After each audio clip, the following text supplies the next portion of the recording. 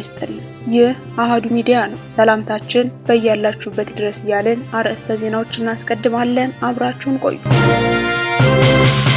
የአማራ ፋኖ ህዝባዊ ድርጅት ሊቀመንበር እስክንድር ነጋ ቲአርቲ ወርልድ ከተሰኘው የቴሌቪዥን ጣቢያ ጋር ባደረጉት የስልክ ቃለ ምልልስ ድርጅታቸው ስለሚፈልጓቸው ዓላማ በዓለም አቀፍ ማህበረሰብ ዘንድ የተሳሳቱ መረጃዎችን ለማስተካከል እንደሚፈልጉ ገለጹ። ኢትዮጵያው የእስራኤል ምልምል ወታደር በስልጠና ላይ ህይወቱ አለፈ።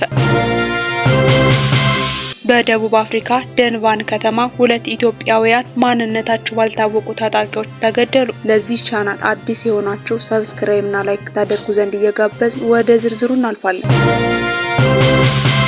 የአማራ ፋኖ ህዝባዊ ድርጅት ሊቀመንበር እስክንድር ነጋ ቲአርቲ ወርልድ ከተሰኘው የቴሌቪዥን ጣቢያ ጋር ባደረጉት የስልክ ቃለ ምልልስ ድርጅታቸው ስለሚፈልጓቸው ዓላማ በዓለም አቀፍ ማህበረሰብ ዘንድ የተሳሳቱ መረጃዎችን ለማስተካከል እንደሚፈልጉ ገለጹ። እስክንድር በቃለ ምልልሱ በአማራ ክልል ያለው ወቅታዊ ትግል የራስን ህልውና የመከላከል ጦርነት መሆኑን ተናግረዋል። እስክንድር በቃለ ምልልሱ በአማራ ክልል ያለው ወቅታዊ ትግል የራስን ህልውና የመከላከል ጦርነት መሆኑን ተናግረዋል። ድርጅታቸው የአማራ የበላይነትን ለማምጣት የሚጥር ወይም በዘር ላይ የተመሰረተ ነው የሚለውን ክስ አጥብቀው አስተባብለዋል። እኛ ከዚህ ፍጹም ተቃራኒ ነን ያሉት እስክንድር ነፃ የአማራ መንግስት የመመስረት ፍላጎት እንደሌላቸውና ይህ ፈጽሞ ውሸት እንደሆነ ተናግረዋል። አክለውም የፋኖ እንቅስቃሴ የተፈጠረው በፌዴራልና በክልል መንግስታት በአማራ ህዝብ ላይ በማንነቱ ላይ ተመስርቶ በሺዎች የሚቆጠር ግድያ በመፈጸሙ እንደሆነ ገልጸዋል። መንግስት ጥቃት ሰነዘረብን፣ ራሳችንን ከመከላከል ውጭ ምንም ምርጫ ነበረንም ሲሉ ወቅታዊውን ውጊያ አብራርተዋል። ከህወሓት ወይም ከኤርትራ ጋር በመተባበር በመንግስት ላይ ያሴሩ ነው የሚለውን ወሬ በፍጹም ሊሆን የማይችል ሲሉ አስተባብለዋል። እንቅስቃሴያቸው ሙሉ በሙሉ ራሱን የቻለ መሆኑን የገለጹት እስክንድር የገንዘብና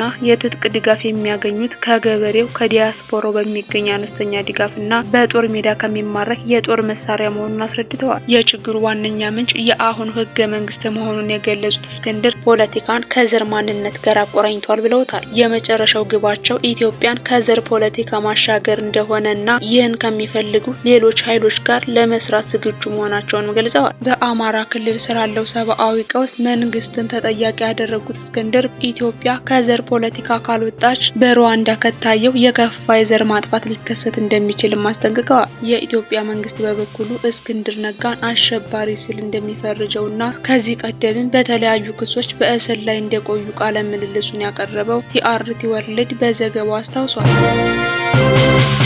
ኢትዮጵያው የእስራኤል ምልምል ወታደር በስልጠና ላይ ህይወቱ አለፈ። የእስራኤል መከላከያ ኃይል እንደገለጸው ይህ ምልምል ወታደር በደቡባዊ እስራኤል በሚገኝ ወታደራዊ ካምፕ ውስጥ በስልጠና ላይ ነበር። ኤርሚያስ ባህታ የተባለው ይህ የ18 ዓመት ወጣት በካምፕ ውስጥ ትላንት ሐሙስ ድንገት ተዝለፍልፎ መውደቁን የገለጸው የጠቀሰው መግለጫው ከጥቂት ደቂቃ በኋላም ህይወቱ እንዳለፈ አስረድቷል። አሟሟቱ ከአለርጂክ ሪአክሽን ጋር ሊገናኝ ይችላል የሚል ጥርጣሬ እንዳለ አስታውቋል። ይህ በእንዲህ እንዳለ የእስራኤል መከላከያ ኃይል ወታደራዊ ፖሊስ በኤርሚያስ ሞት መንስኤ ላይ ምልመላ ማድረግ መጀመሩን ገልጿል። የመከላከያ ኃይሉ በወጣቱ ምልምል ወታደር ሞት የተሰማውን ሀዘን ገልጾ ለቤተሰቦቹ መጽናናትን ተመኝቷል።